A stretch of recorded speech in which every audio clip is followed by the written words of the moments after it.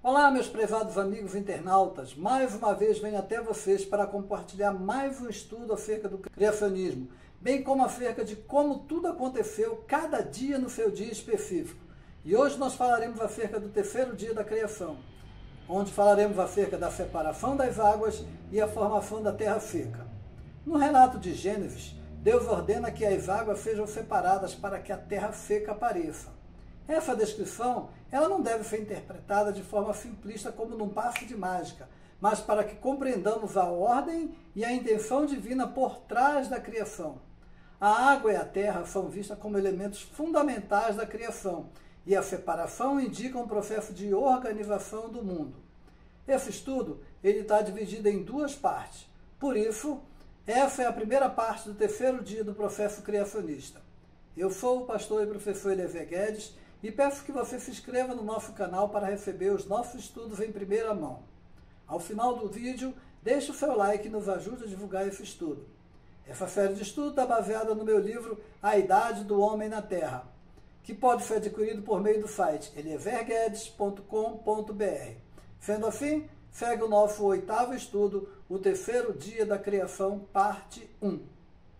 Quando a gente lê acerca do terceiro dia, assim a Bíblia nos informa: e disse Deus, ajuntem-se as águas debaixo dos céus, num lugar, e apareça a porção seca. E assim foi.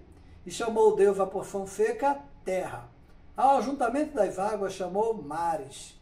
E viu Deus que era bom, e disse Deus, produz a terra erva verde, erva que dê semente, árvore frutífera que dê fruto segundo a sua espécie, cuja semente está nela sobre a terra.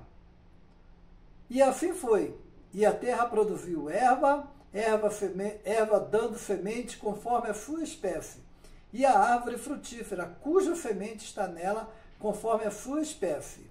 E viu Deus que era bom, e foi a tarde e a manhã o dia terceiro. Então, o terceiro dia, ele é bem peculiar, pois foi nesse dia que Deus providenciou que as águas fossem ajuntadas em um só lugar, e aparecesse a porção seca chamada terra. O salmista relata no Salmo 104, versículos 5 a 9, como Deus criou os fundamentos da terra. Lá vem dizendo o seguinte: e lançou Deus os fundamentos da terra para que não vacile em tempo algum. Tu a cobres com o abismo como com um vestido. As águas estavam sobre os montes. A tua repreensão fugiram a voz do teu trovão, se apressaram. Sobem os montes, descem aos vales, até o lugar que para elas fundaste. Limite lhes traçaste para que não ultrapassarão, para que não tornem mais a cobrir a terra. Então, nesse terceiro dia, Deus providenciou que todo o ambiente terreno fosse adaptado para a morada do homem, que ainda ia ser criado muito tempo depois.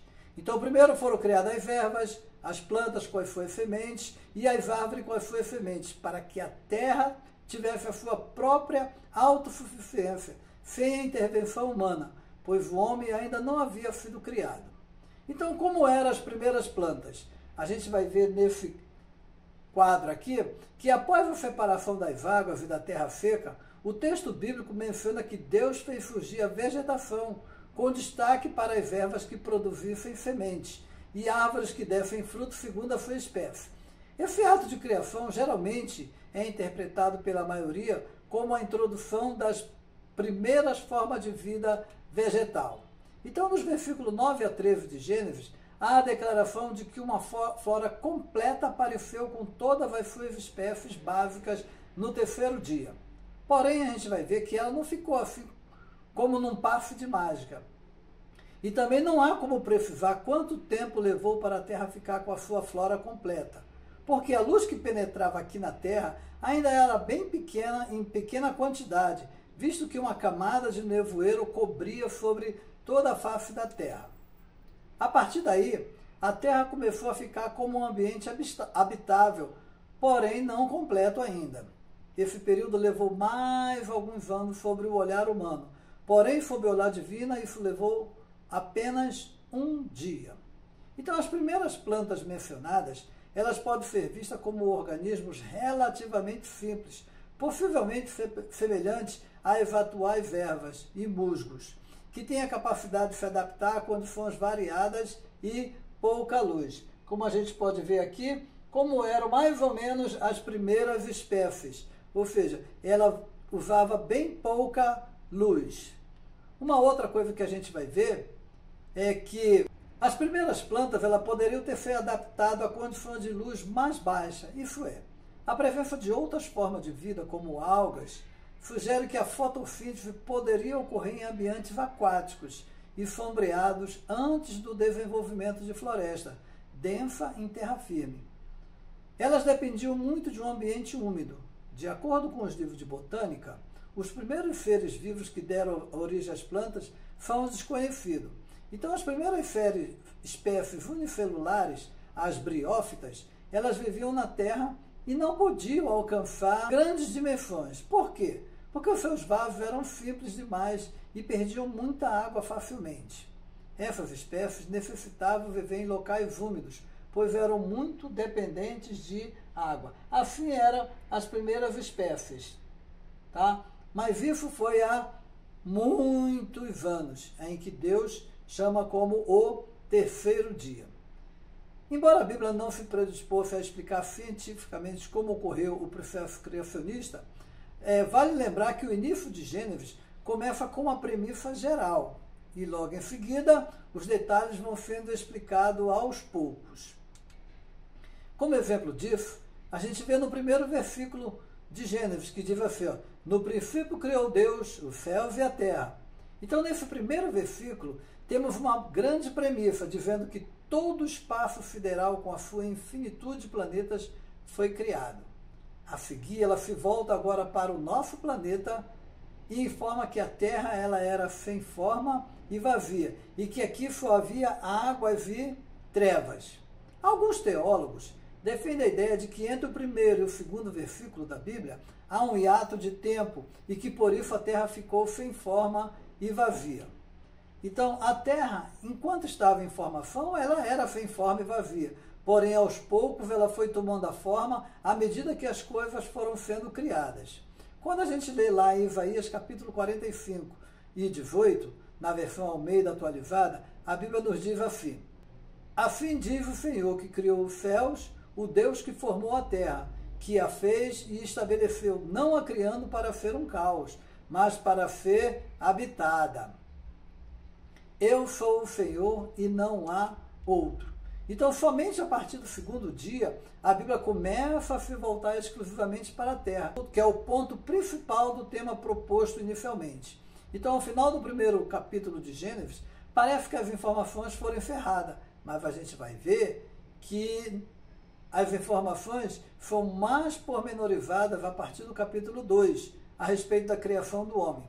Então, assim se dá o início de Gênesis. Uma informação geral e a seguir uma informação mais detalhada complementando o fato anterior. Então, no terceiro dia, Deus fez com que houvesse separação de águas e terra seca. Esse continente inicial foi o grande continente conhecido como Pangeia. Então, quando a gente pode ver aqui, inicialmente, preste atenção, havia um grande continente e havia água por todos os lados. Então, Deus fez a terra perfeita, mas aconteceu um problema lá na frente que a gente vai falar na segunda parte desse estudo. Então, esse supercontinente, ele era unido sem a intervenção das placas tectônicas, que são responsáveis pela acomodação das placas terrestres e que fazem com que os continentes se afastem um dos outros ao longo dos anos. Então, grave nesse primeiro estudo, que inicialmente a Terra ela era coeva, um supercontinente chamado de Pangeia. Então, nessa criação, Deus já estabeleceu as leis para a natureza, para que os futuros moradores não tivessem problemas geográficos. Que leis foram essas? Embora em certas regiões esteja abaixo do nível do mar, como os Países Baixos, Holanda, Bélgica e Luxemburgo, e inclusive no Brasil, aqui temos a cidade de Recife, o mar não engole esses e outros lugares que estão na mesma situação. Por que não ocorre isso? Porque Deus estabeleceu limites para que o mar só vá até o limite determinado por ele. Conforme a gente lê lá no livro de Jó, capítulo 38, versículo 8 a 11. A gente vai ver que O mar, na verdade, ele chega até ali. Como a gente pode ver nessa imagem aqui, ó, o mar não ultrapassa. Mas por que o mar não ultrapassa a faixa de terra? Justamente porque Deus estabeleceu o limite, só vá até aí. Por isso é que mesmo em alguns lugares sendo mais baixo que o nível do mar, a gente vai ver que o mar só chega até aí. Então, como nós falamos na referência de Jó 38, 8 a 11, diz o seguinte: ou quem encerrou o mar com portas, quando transbordou e saiu da madre, quando eu pus as nuvens por sua vestidura e a escuridão por envolvedouro, quando passei sobre ele o meu decreto e lhe pus portas e ferrolhos e disse: até aqui virás e não mais adiante, e aqui se quebrarão as tuas ondas empoladas. Então, como a gente viu na referência agora, Deus estabeleceu limites para o mar, a fim de que o continente sempre esteja livre da intervenção do mar. E hoje a gente já tem até explicação científica para esse fenômeno, mas a gente não vai falar sobre isso agora. Por quê? Porque o próprio Criador estabeleceu limites para o mar e ele mesmo se encarrega de manter esse equilíbrio, por meio de fenômenos que ele mesmo criou para que a sua criação permaneça em harmonia. Então, vimos no estudo de hoje a primeira parte do terceiro dia, aonde a Terra começou a tomar um formato para começar a existir vida futura.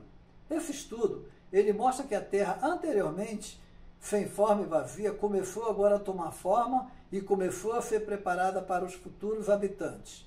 A partir dos organismos celulares, unicelulares, a base da cadeia alimentar de quase todos os seres vivos começou a se tornar real. Então, se você gostou desse estudo, eu peço que você não deixe de se inscrever no nosso canal, ative o sininho e deixe o seu comentário e compartilhe com outros amigos. No próximo estudo, nós vamos ver o que aconteceu para que a Terra venha a estar no formato que nós temos hoje, e eu espero você no próximo estudo e tenha um dia abençoado.